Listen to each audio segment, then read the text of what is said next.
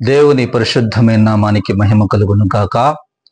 మన ప్రభువును రక్షకుడైన యేసుక్రీస్తు వారి ప్రశస్తమైన నామం పేరిట ఈ కార్యక్రమాన్ని వీక్షిస్తున్న నా ప్రియ సహోదరి సహోదరులను మీ అందరికీ శుభవందనాలు మరియు శుభోదయాన్ని తెలియజేస్తూ ఉన్నాం. పరలోకమన్నా అరుణోదయ స్తుతి ఆరాధన అనే ఈ ఆధ్యాత్మిక కార్యక్రమంలోనికి మిమ్మల్ని అందరినీ కూడా ప్రేమతో ఆహ్వానిస్తూ ఉన్నాం. రాత్రికాలమంతా చక్కటి నిద్రను అనుగ్రహించి మరి ఒక నూతన దినాన్ని మనకు అనుగ్రహించి నూతన దినంలోనికి మనలను ప్రవేశపెట్టిన దేవుణ్ణి మనము స్తుతిద్దాం. దేవునికి స్తోత్రం. హల్లెలూయా, హల్లెలూయా, హల్లెలూయా. మంచిది ప్రభునందు ప్రియులారా, ఈ 2024వ సంవత్సరం జూన్ నెల 4వ తారీఖు కొరకు జూలై నెల 4వ తారీఖు కొరకు 2024వ సంవత్సరం జూలై నెల 4వ తారీఖు వరకు ప్రభు మనతో మాట్లాడాలి అనుకుంటూ ఉన్నటువంటి మాటను మనం చదువుకుందాం. సమూయేలు రెండవ గ్రంథము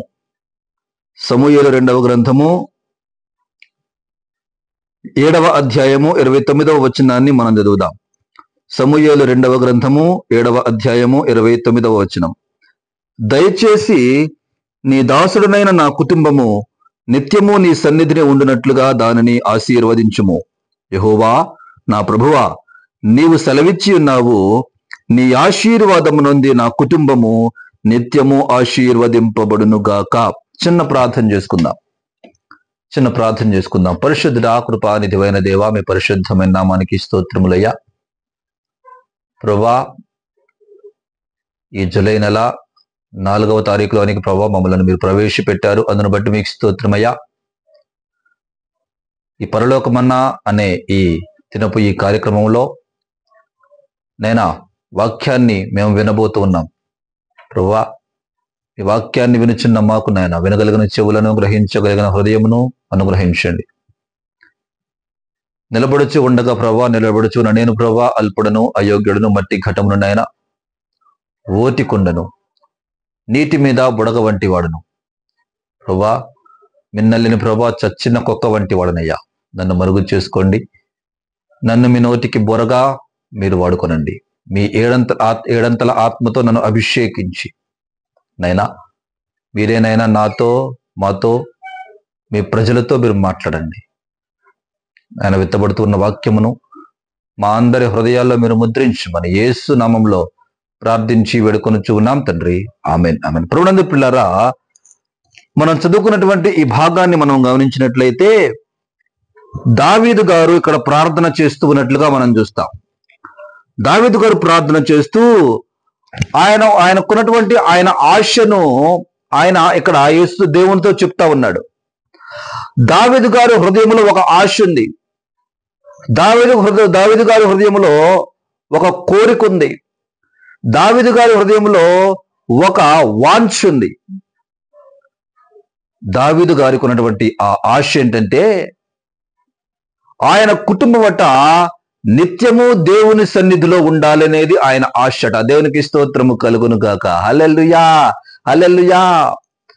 దేవునికి ఆ దావీదు గారికి ఒక ఆశ ఉంది. ఆశ ఏంటంటే దావీదు గారి కుటుంబము నిత్యము దేవుని సన్నిధిలో ఉండాలనే ఒక ఆశ. అదే దేవుని అడుగుతా ఉన్నాడు, దేవా నా కుటుంబము నిత్యము నీ సన్నిధిని ఉండినట్లుగా దానిని ఆశీర్వదించుము. ప్రియులారా, ఆలోచన చేయండి. ఈ రోజున ఎంతమందికి ఇటువంటి ఆశ ఉంది? ఎంతమందికి ఇటువంటి ఆశ? మన కుటుంబాలు దైవికమైన కుటుంబాలుగా ఉండాలి. మన కుటుంబాలు దేవుని సన్నిధిలో గడిపే కుటుంబాలుగా ఉండాలి. మన కుటుంబాలు దేవుడితో సత్సంబంధం కలిగిన కుటుంబాలుగా ఉండాలి. మన కుటుంబాలు ప్రార్థనా కుటుంబాలుగా ఉండాలి. మన కుటుంబాలు పరిశుద్ధమైన కుటుంబాలుగా ఉండాలి. మన కుటుంబాల్లో ఎప్పుడు ధూపము వెలుగుతూ ఉండాలని పరిశుద్ధ గ్రంథం సెలవిస్తా ఉంది. ఈ రోజున ఎంతమందికి ఇటువంటి దావీదు గారికి ఉన్నటువంటి ఆశ ఎంతమంది కలిగి ఉన్నారు? ఈ రోజున కలిగి ఉన్నారు. మన కుటుంబాలు దైవికమైన కుటుంబాలుగా ఉండాలి. అంటాను కదా కింద జరిగితే, నీ ఆశీర్వాదమునుంది నా కుటుంబము నిత్యము ఆశీర్వదించబడును గాక. ఈ వచనం మనం ఆలోచన చేస్తే ప్రతి ఒక్కరికి కూడా నా కుటుంబము ఆశీర్వదించబడాలి, నా కుటుంబము దీవించబడాలి, నా బిడ్డలు దీవించబడాలి, నా కుటుంబము ఉన్నతమైన స్థానంలో ఉండాలి, సమాజంలో నా కుటుంబము ఒక పేరెన్నిక కలిగినదిగా ఉండాలి అని అందరికీ ఆశ ఉంటుంది. మంచి ఇల్లు కట్టుకోవాలి, మంచి కారు కొనుక్కోవాలి, బంగారం కొనుక్కోవాలి అని ప్రతి ఒక్కరికి కూడా ఆశ ఉంటుంది. కానీ ఆ ఆశ నెరవేరాలంటే పైన దావీదు గారికి ఉన్నటువంటి ఆశను మనము కూడా కలిగి ఉండాలండి. ఆ ఆశ ఏంటంటే ఏంటో తెలుసా, నా కుటుంబము నిత్యము దేవుని సన్నిధిలో ఉండాలి. దేవునికి స్తోత్రం. హల్లెలూయా, హల్లెలూయా. ప్రభునందు ప్రియులారా, ఆలోచన చేయండి. అంటా ఉన్నాను కదా, నా కుటుంబము నిత్యము నీ సన్నిధిలో ఉండినట్లుగా దానిని ఆశీర్వదించుము. అసలైన ఆశీర్వాదం ఏంటో తెలుసా?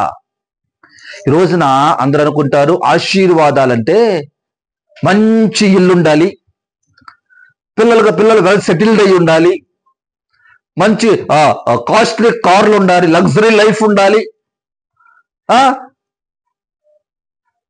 ఒక బీరువా నిండా బంగారం ఉండాలి, 10 మంది పనులు ఉండాలి. ఇది ఆశీర్వాదం అనుకుంటారు. అసలైన ఆశీర్వాదం ఏంటో తెలుసా? మన కుటుంబము దేవుని సన్నిధిలో ఉండగలగటమే అసలైన ఆశీర్వాదము. చప్పట్లు కొట్టి దేవుని నామాన్ని మహిమపరుద్దామా? దేవునికి స్తోత్రం. హల్లెలూయా, హల్లెలూయా. మన కుటుంబము దేవుని సన్నిధిలో నిత్యము ఉండటమే అసలైన ఆశీర్వాదం అండి. మిగతా భౌతికమైన ఆశీర్వాదాలు దేవునికి ఇష్టమైతే, దేవుడు మనకు అవసరమైతే ఇస్తాడు. అసలైన ఆశీర్వాదం ఏంటంటే మన కుటుంబము దేవుని సన్నిధిలో ఉండాలి.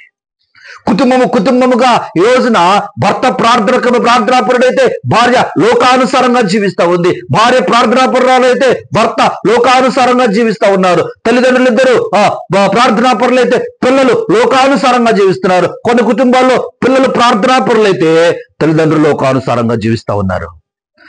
కాదండి, మన కుటుంబం అంతా కూడా దేవుని సన్నిధిలో ఉండగలగటమే అసలైన ఆశీర్వాదము. దేవునికి స్తోత్రం, దేవునికి స్తోత్రం. హల్లెలూయా, హల్లెలూయా.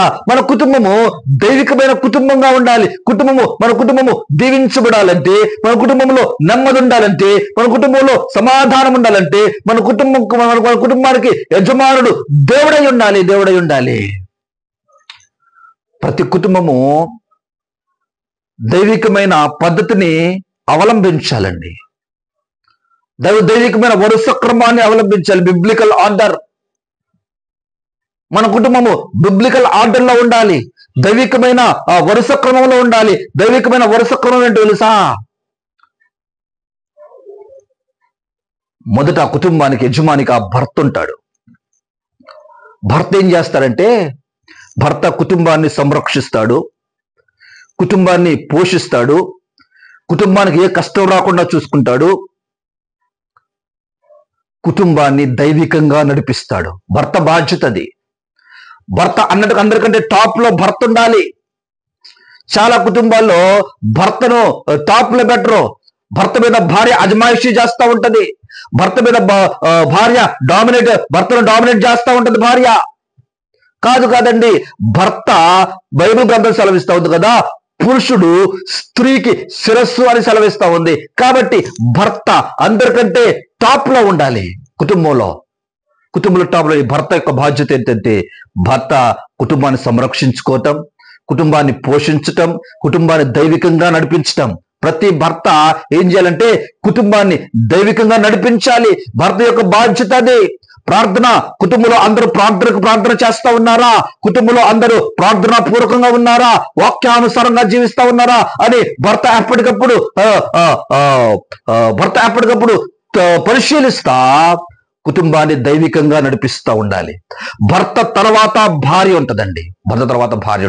ఈ భార్య యొక్క బాధ్యత ఏంటంటే, కుటుంబంలో అందరినీ ప్రేమించటం, కుటుంబాన్ని కాపాడుకోవటం, భర్తకు సాటి అయిన సహాయంగా ఉంటూ, భర్తకు సహకారిగా ఉంటూ, పిల్లలను చక్కగా వారిని దైవికంగా నడిపించటం. దైవికంగా నడిపించటం. భర్త యజమాని అయితే భార్య భర్త కింద పనిచేస్తూ ఉండాలి. పిల్లలకు వాక్యానుసారం నేర్పించటం. నా తల్లి నా చిన్నతనంలో తన పక్కలో పడుకోబెట్టుకొని ఈ లోకానుసారమైన కథలు చెప్పేది కాదండి. నా తల్లి నాకు పరిశుద్ధ గ్రంథాల నుంచి కథలు చెప్పేది. జరిగిన సంఘటనలు కథలుగా చెప్పేది. నాకు సృష్టి ఎలా జరిగింది అని, సృష్టి గురించి, దావీదు గురించి, సంసోను గురించి, యేసుక్రీస్తు వారి గురించి, పౌలు గురించి, ఇలాగా పరిశుద్ధ గ్రంథాల నుంచే నాకు ఆమె బోధించేది నా తల్లి. ప్రతి తల్లి కూడా చేయవలసిన బాధ్యత, భార్య చేయవలసిన బాధ్యత ఏంటంటే కుటుంబాన్ని సంరక్షించుకోవటం, కుటుంబాన్ని జాగ్రత్తగా కాపాడుకోవటం, పిల్లలను దైవికంగా నడిపించటం, పిల్లలకు నేర్పించటం. మొదటి గురువు ఎవరంటే పిల్లలకు తల్లే మొదటి గురువు అండి. మోషే తల్లి పాలిస్తూ ఇశ్రాయేలు చరిత్ర చెప్తా ఉంది. దేవుడి గురించి చెప్తా ఉంది. కాబట్టి ఫరో ఇంటిలో పెరుగుతా ఉన్నా, ఫరో కుమార్తెకు కుమారుడుగా పెరుగుతా ఉన్నా, ఏ రోజు కూడా అతను ఇశ్రాయేలీయుడుగానే తాను భావించాడే గాని ఏనాడు ఐగుప్తీయుడిగా భావించలేదు.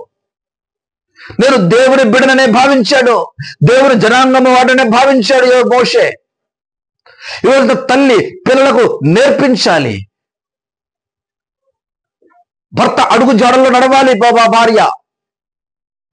భర్త ఏ మార్గంలో ఉన్నాడో, భర్త దైవికమైన మార్గంలో ఉంటే భార్య లోకానుసారంగా వెళ్ళకూడదు, భర్తకు ఎదురు మాట్లాడకూడదు, భర్తకు ఎదురు మాట చెప్పకూడదు, భర్తకు అవిధేయురాలు కాకూడదు. భర్తకు విధేయత కలిగి కుటుంబాన్ని కాపాడుకుంటూ వెళ్ళాలి. దేవునికి స్తోత్రం. హల్లెలూయా, హల్లెలూయా. తర్వాత భార్య తర్వాత పిల్లలు తల్లిదండ్రుల మాట వినాలి, తల్లిదండ్రుల మార్గాల్లో వారు నడవాలి, తండ్రికి లోబడాలి, తల్లిని ప్రేమించాలి. ఇది దైవికమైన ఆర్డర్. వీరందరికంటే పైన క్రీస్తుంటాడు. దేవుని స్తోత్రం. హల్లెలూయా, హల్లెలూయా. వీరందరికంటే పైన క్రీస్తుంటాడు.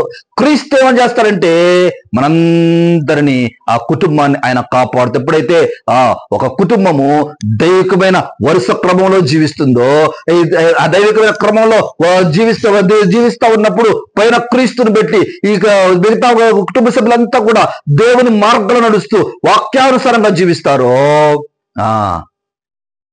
ఆ కుటుంబాన్ని దేవుడు ఏం చేస్తాడంటే సంరక్షిస్తాడు, కాపాడుతాడు, పోషిస్తాడు, వర్ధల్లా చేస్తాడు. దైవికమైన క్రమం ఏంటంటే క్రీస్తు తర్వాత భర్త తర్వాత భార్య తర్వాత పిల్లలు. ఇది దైవికమైన క్రమం. ఈ క్రమంలో మనం జీవించినప్పుడు, ఈ క్రమంలో మన కుటుంబాన్ని కట్టుకున్నప్పుడు, ఈ క్రమంలో మన కుటుంబాన్ని నడిపించుకున్నప్పుడు ఆ కుటుంబం దేవుని సన్నిధిలో ఉంటుంది, ఆశీర్వదించబడుతుందని దేవుని వాక్యం సెలవిస్తా ఉంది. దావీదు భక్తుడు అంటా ఉన్నాడు, అయ్యా నా కుటుంబము నిత్యము నీ సన్నిధిలో ఉండినట్లుగా దానిని ఆశీర్వదించు. ఇది ఆశీర్వాదం, అసలైన ఆశీర్వాదం ఇది. ఈ రోజున చాలా కుటుంబాలు దీన్ని గ్రహించలేక, చాలా కుటుంబాలు దీన్ని పాటించలేక దైవికమైన క్రమంలో నుంచి తొలగిపోతూ దేవునికి వ్యతిరేకంగా ప్రవర్తిస్తూ దేవుడిచ్చే ఆశీర్వాదాలను కోల్పోతా ఉన్నారు. నా ప్రియ సహోదరులారా, కుటుంబ యజమానిగా ఒక ఆశ నీకు ఉండాలి. ప్రభువా నా కుటుంబము నిత్యము నీ సన్నిధిలో ఉన్నట్లుగా దానిని ఆశీర్వదించు. ప్రార్థన చేయాలి, మనము కూడా ఈ ప్రార్థన చేయాలి మనం కూడా. ప్రభువా నా కుటుంబము నిత్యము నీ సన్నిధిలో ఉండాలి. ఇటువంటి ఆశ చాలా గొప్ప ఆశ అండి ఇది. ఈ ఆశ కలిగి నువ్వు జీవించగలిగితే నీ కుటుంబాన్ని దేవుడు దీవిస్తాడు, ఆశీర్వదిస్తాడు, వర్ధిల్ల చేస్తాడని దేవుని వాక్యము చేత మనం హెచ్చరించబడుతుండగా మన కుటుంబాన్ని దైవికమైన క్రమంలో కట్టుకుందాం. మనం ఇటువంటి ఆశకు, దావీదుకున్నటువంటి ఆశ మనము కూడా కలిగి జీవిద్దాం, దేవుని కృపను పొందుకుందాం. అట్టి కృపను దేవుడు మనందరికీ అనుగ్రహించి బలపరిచి నడిపించునుగాక. ఆమేన్. కళ్ళు మూసుకొని చిన్న ప్రార్థన చేద్దాం. స్తోత్రం, స్తోత్రం, స్తోత్రం, స్తోత్రం, స్తోత్రం, స్తోత్రం. సకల ఆశీర్వాదములకు కారణభూతుడా, సర్వాధికారి, సర్వోన్నతుడా, సర్వశక్తిమంతుడా, సర్వ సృష్టికి కారణభూతుడా, నిన్న నేడు రేపు నిరంతరము ఏకరీతిగా ఉన్న మా దేవ, మీ శ్రేష్టమైన నామానికి స్తోత్రం దేవా. అయ్యా, ఉదయకాలమునైనా పరలోకమన్నా అనే ఈ కార్యక్రమంలో ప్రభా మీరు మాతో మాట్లాడారు. నైనా సహాయం చేయండి. నైనా దావీదు గారికి ఉన్నటువంటి ఆశను మేము కూడా కలిగి జీవించినట్లుగా మీరు సహాయం చేయండి దేవా. నా కుటుంబము నిత్యము నీ సన్నిధిలో ఉండినట్లుగా దానిని ఆశీర్వదించు అనే మా వాక్యం ప్రభా మీరు మాతో మాట్లాడడం ద్వారా మాట్లాడారయ్యా. అవును ప్రభు, మేము కూడా నైనా మా కుటుంబాన్ని నీ సన్నిధిలోనైనా అయ్యా నడిపించుకునే వారిగా, మీ మార్గాలు నడిపించుకునే వారిగా మేమందరం ఉన్నట్లుగా మీరు సహాయం చేయండి. అటువంటి ఆశను మాకు కూడా మీరు నైనా కలిగించండి అయ్యా. అయ్యా, మేమందరం వాక్యాన్ని విన్నాం ప్రభా, వాక్యానుసారంగా జీవించే కృపను ప్రభా మీరు మాకు అనుగ్రహించండి. ఎంతమంది బిడ్డలైతేనైనా ఈ కార్యక్రమాన్ని వీక్షిస్తున్నారు, బిడ్డలందరినీ మీరు దీవించండి. వారి కుటుంబాల్లో సంతోషమును, సమాధానమును, నెమ్మదిని దయచేయండి. వారి కుటుంబాలను మీరు వర్ధల్ల చేయండి ప్రభా. అయ్యా, ఇది బిడ్డల ఉద్యోగాల్లో, పనుల్లో, వ్యాపారాల్లో అమృతో ఉండండి. క్షేమాన్ని, అభివృద్ధిని అనుగ్రహించండి. ఆయన దినాన ప్రభా ఎంతమంది బిడ్డలైతే వివాహ దినాలను, జన్మదినాలను జరుపుకుంటూ ఉన్నారో విశేషముగా బిడ్డలను మీరు దీవించండి. ఇటువంటి జన్మదినాలు, వివాహ దినాలు ప్రభా అనేకమైన వారు జరుపుకున్నట్లుగానైనా బిడ్డలను ప్రభా మీరు బలపరచండి. నైనా ఈ షవర్స్ ఆఫ్ బ్లెస్సింగ్స్ పరిచర్య మీద దీవించండి. నైనా అనేక మందికి నైనా మేలుకరంగా, ఆశీర్వాదకరంగానైనా ఈ పరిచర్య ఉన్నట్లుగానైనా సహాయం చేయండి ప్రభా. అయ్యా, అనేకులకు నేను పరిచయం రీచ్ అయ్యి ప్రభా, అనేకులను ఆత్మీయంగా నేను బలపరిచినట్లుగానైనా ఈ పరిచయం మీరు బలపరిచి అభివృద్ధి చేయమని, ఈ ఉదయకాల దేవుని తన బిడ్డలందరినీ నింపి నడిపించమని యేసు నామములో ప్రార్థించి వేడుకొని ఉన్నాం తండ్రి. Amen, amen, amen. యేసు రక్తమే జేమ్స్ తో రక్తమే జయం, యేసు రక్తమే జేమ్స్ తో రక్తమే జయం. ప్రభు యేసు రక్తమే సంపూర్ణ విజయం కలుగును గాక. Amen, amen, amen. తండ్రి, కుమార, పరిశుద్ధాత్మ త్రియేక దేవుని దీవెన, కృపా, కాపుదల ఇప్పుడు ఎల్లప్పుడు సదాకాలం ఈ కార్యక్రమాలను చూస్తున్నటువంటి ప్రతి ఒక్క బిడ్డకు, ప్రతి ఒక్క కుటుంబానికి, సకల పరిశుద్ధులకు, సార్వత్రిక సంఘమునకు సదాకాలం తోడేండి నడిపించును గాక.